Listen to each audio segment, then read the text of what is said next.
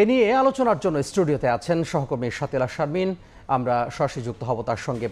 Shatila, আপনাকে স্বাগত। Shatila, আমরা কয়েকদিন ধরে দেখতে পাচ্ছি যে ইউ প্রতিনিধি দল বেশ কয়েকটি রাজনৈতিক দলের সাথে তারা ইতিমধ্যে বৈঠক করেছে। আজকে বিএনপির সাথে তারা বৈঠকে বসেছে। সব মিলিয়ে কি বলবেন?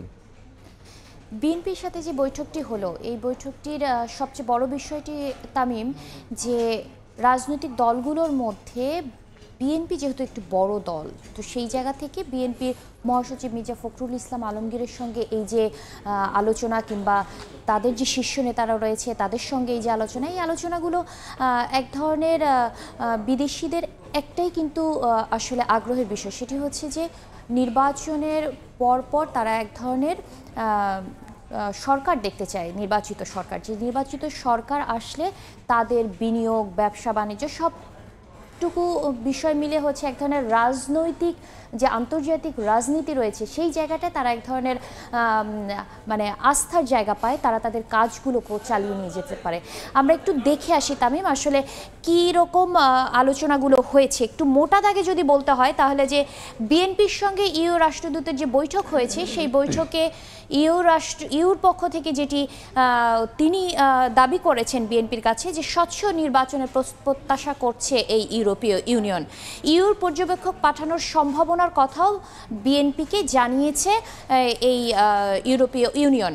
এবং এর পরিপ্রেক্ষিতে বিএনপি নেতা গণমাধ্যমে যে কথা বলেছেন, অর্থাৎ কথা বলেছেন আমির খসরু মাহমুদ চৌধুরী, বিএনপির স্থায়ী কমিটির সদস্য। তিনি জানিয়েছেন নির্বাচনের দায়িত্ব এখনই ইসিকে বুঝিয়ে দেওয়ার পক্ষে তার দল।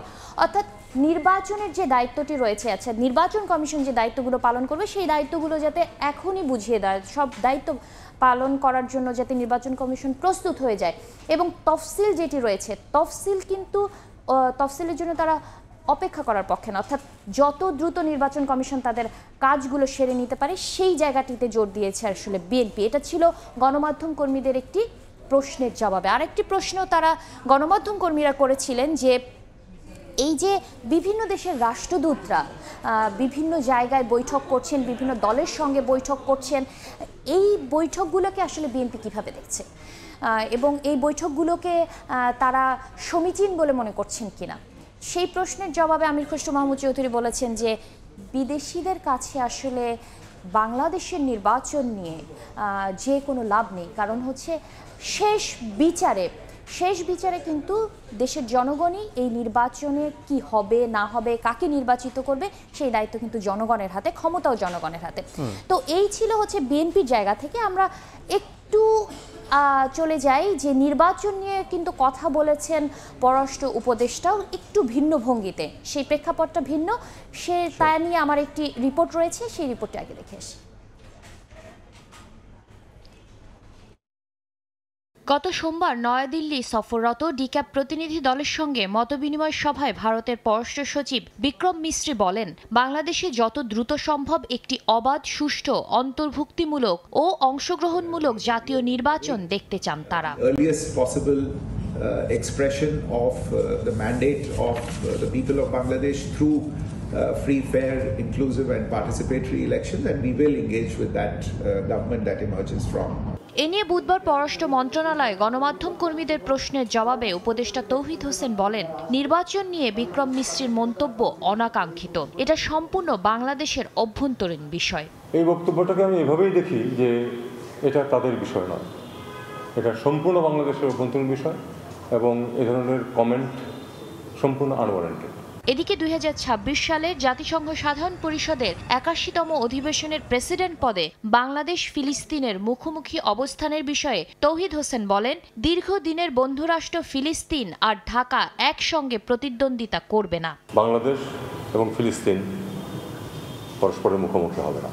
এছাড়া দূতাবাস ও কনসুলেট অফিস থেকে রাষ্ট্রপতির ছবি সরানো নিয়ে মোহাম্মদ শাহাবুদ্দিনের দেওয়া চিঠি নিয়েও প্রশ্নের উত্তর দেন পররাষ্ট্র উপদেষ্টা। উত্তরও প্রত্যাশা করেননি, জাস্ট উনি তার অনুভূতিটা ব্যক্ত করেছে, এটা নিয়ে আমি কোনো মন্তব্য করতে চাই না। সোশ্যাল মিডিয়ায় চলে আসছে অনেক আগে, চিঠিটা ফিজিক্যালি আমার কাছে পৌঁছেছে অনেকদিন। কোনো আইনও করা হয়নি, কোনো চিঠিও ইস্যু করা হয়নি, কিন্তু এমনিতে সাধারণভাবে কোনো ছবি থাকবে না, এটাই হলো।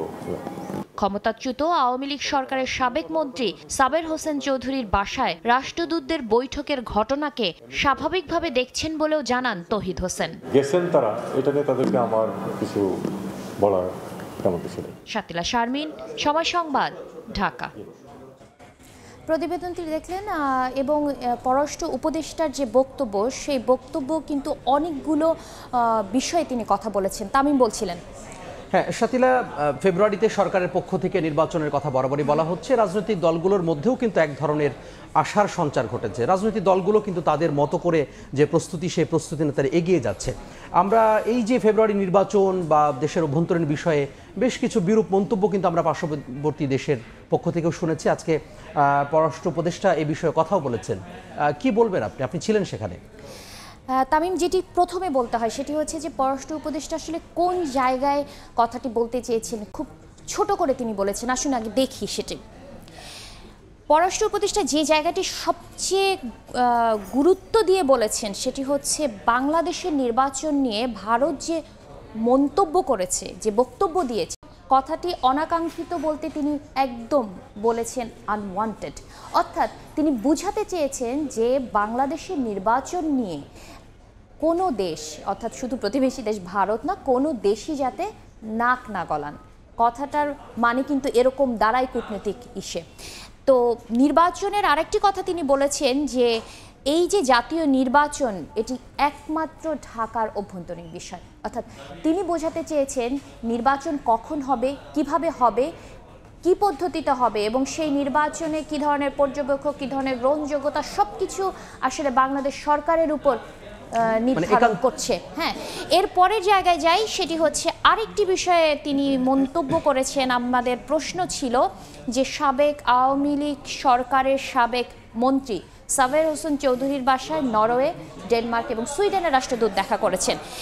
এইটা বেশ গণমাধ্যমের কল্যাণেই আসলে আলোচনার শীর্ষে ছিল। তো হচ্ছে যে আমরা যেটি বলতে চাচ্ছিলাম সেটি হচ্ছে যে রাষ্ট্রদূতদের এই বৈঠকটা আসলে তারা কিভাবে দেখছে, আচ্ছা পররাষ্ট্র মন্ত্রণালয় কিভাবে দেখছে কিংবা সরকার কিভাবে দেখছে, তার কথাটি খুব স্বাভাবিক ছিল যে কোনো রাষ্ট্রদূত আসলে বাংলাদেশে যারা কাজ করছেন তারা যে কারো বাসায় আমন্ত্রণ নিতে পারেন, কথা বলতে পারেন, যেতে পারেন। এ বিষয়ে আসলে পররাষ্ট্র মন্ত্রণালয়ে বলার কিছু নেই। আরেকটি ব্যাপার গুরুত্বপূর্ণ, সেটি হচ্ছে রাষ্ট্রপতি একটি চিঠি দিয়েছেন, অর্থাৎ রাষ্ট্রপতি মোহাম্মদ শাহাবুদ্দিন চিঠি দিয়েছেন পররাষ্ট্র উপদেষ্টা মোহাম্মদ তৌহিদ হোসেনের কাছে। ইস্যুটি ছিল যে তার ছবি নামিয়ে ফেলা, অর্থাৎ বাংলাদেশে, বিদেশে যে বাংলাদেশের দূতাবাস এবং কনসুলেটগুলো রয়েছে সেখানে চিঠিগুলো, এই ছবিটা নামিয়ে ফেলার এক ধরনের নির্দেশনা।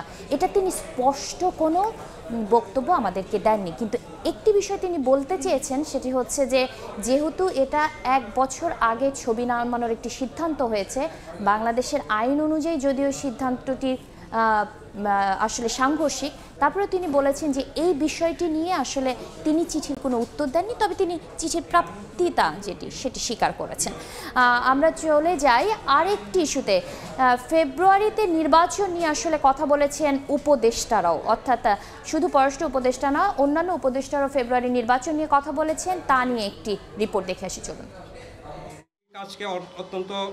রাজনৈতিক সহিংসতা, ফ্যাসিস্ট সমর্থকদের নানা তৎপরতা, পুলিশের লুট হওয়া সব অস্ত্র উদ্ধার না হওয়া সহ বিভিন্ন বিষয় সামনে এনে ফেব্রুয়ারিতে সুষ্ঠু নির্বাচন নিয়ে শঙ্কা রয়েছে নানা মহলে। এ অবস্থায় স্বরাষ্ট্র উপদেষ্টার কাছে আইন শৃঙ্খলা পরিস্থিতির বিষয়ে জানতে চাইলে তিনি সাংবাদিকদের জানান, আগের তুলনায় আওয়ামী লীগের ঝটিকা মিছিলের সংখ্যা কমেছে। সবার সহযোগিতা পেলে সুষ্ঠু ও শান্তিপূর্ণ নির্বাচন সম্ভব। ডিএমপি সদর দফতরে এক অনুষ্ঠান শেষে তিনি একথা বলেন। অপরাধের সংখ্যাও কমছে।